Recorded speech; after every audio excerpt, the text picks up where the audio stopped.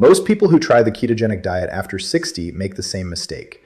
They get the macros right, they cut the carbohydrates, they track their fat intake carefully, they do everything the internet told them to do, and yet something still feels off.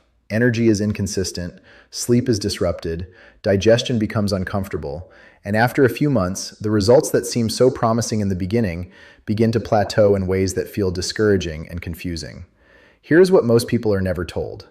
The biggest mistake in keto is not a macro mistake. It is not about the ratio of fat to protein to carbohydrates.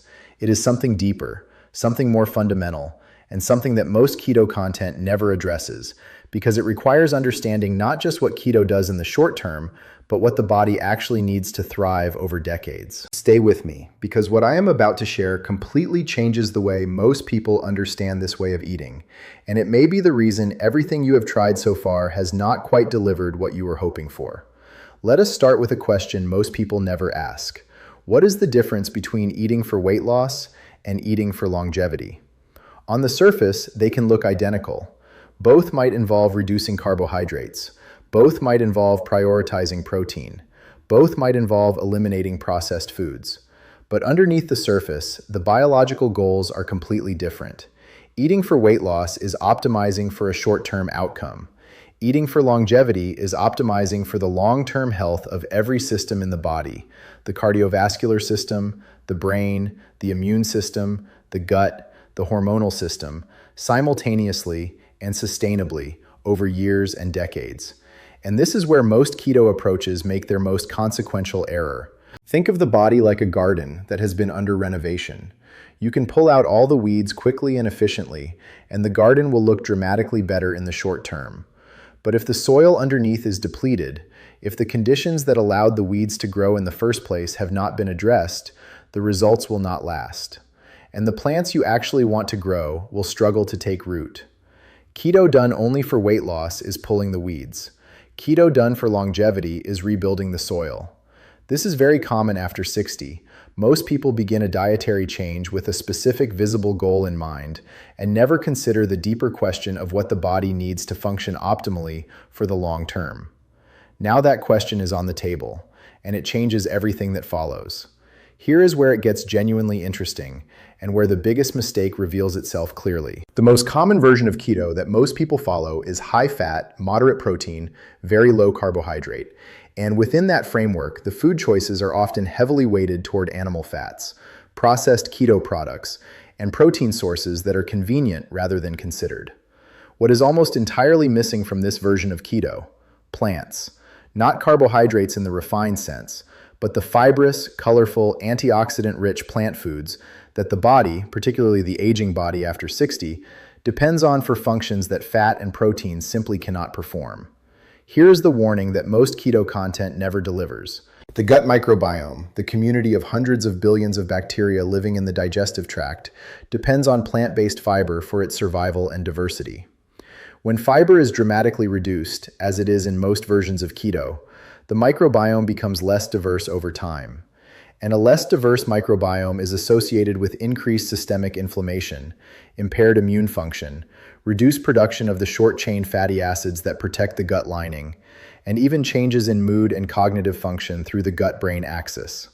In other words, the very inflammation that keto is often celebrated for reducing can be quietly increased through the back door of a fiber-depleted gut, if the diet is not designed with this in mind. That is why you may notice that people who follow strict keto for extended periods without adequate plant food sometimes develop digestive issues, increased susceptibility to illness, and a subtle but persistent decline in energy and mental clarity that they cannot easily explain.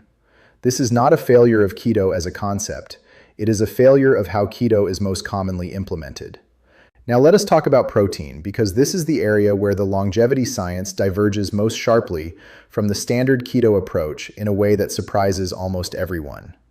Most keto frameworks treat protein as something to moderate, kept below a certain threshold to avoid gluconeogenesis, the process by which the body can convert excess protein into glucose. The concern is that too much protein will knock the body out of ketosis. But here is the example that reframes this completely. After 60, the body loses muscle at an accelerating rate, a process called sarcopenia that progresses silently and consistently without the right nutritional and physical stimulus to counter it. Muscle is not just about strength. It is metabolically active tissue that regulates blood sugar, supports the joints, protects bone density, and maintains the physical independence that most people over 60 value above almost everything else. Preserving muscle after 60 requires more protein than most keto frameworks recommend, not less. And the specific timing of that protein, distributed across meals rather than concentrated in one sitting, determines how effectively the body can actually use it for muscle repair and maintenance. The longevity version of keto prioritizes protein adequacy above ketosis optimization, because a body with preserved muscle mass, stable blood sugar, and strong physical function will live better and longer than a body in perfect ketosis that is quietly losing the structural tissue it depends on. This is very common after 60. Most people following keto are eating less protein than their aging body genuinely needs. And simply correcting that, with eggs at breakfast, fish at lunch, adequate protein at every meal, can produce a noticeable shift in energy, strength, and physical resilience within weeks. Here is the insight that ties everything together and that most keto content never reaches. Longevity eating is not about any single dietary framework.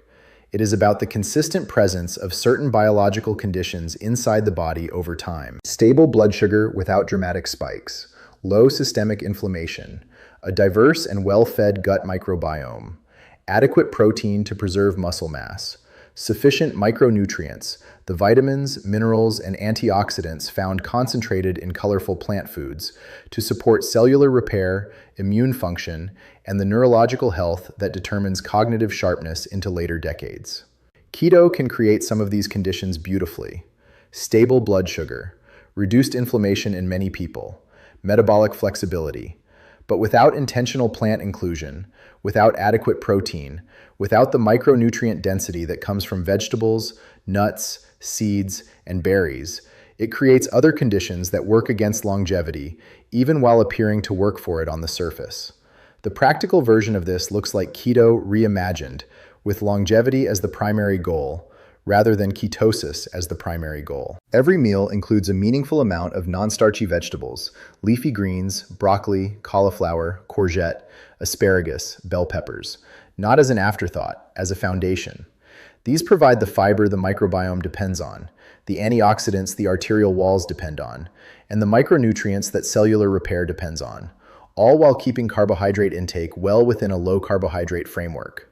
Protein comes from quality sources prioritized consistently: eggs, fish, particularly fatty fish like salmon and sardines, that simultaneously provide the omega-3 fatty acids that reduce vascular inflammation, poultry, Greek yogurt if dairy is tolerated, and a small daily amount of nuts, walnuts in particular, that provide both protein and the plant-based compounds most associated with cardiovascular and cognitive protection in the longevity research. Hydration receives the same intentional attention as macronutrients because the ketogenic state naturally increases water and electrolyte excretion, making dehydration and electrolyte imbalance significantly more common in people following this approach after 60 than most keto resources acknowledge.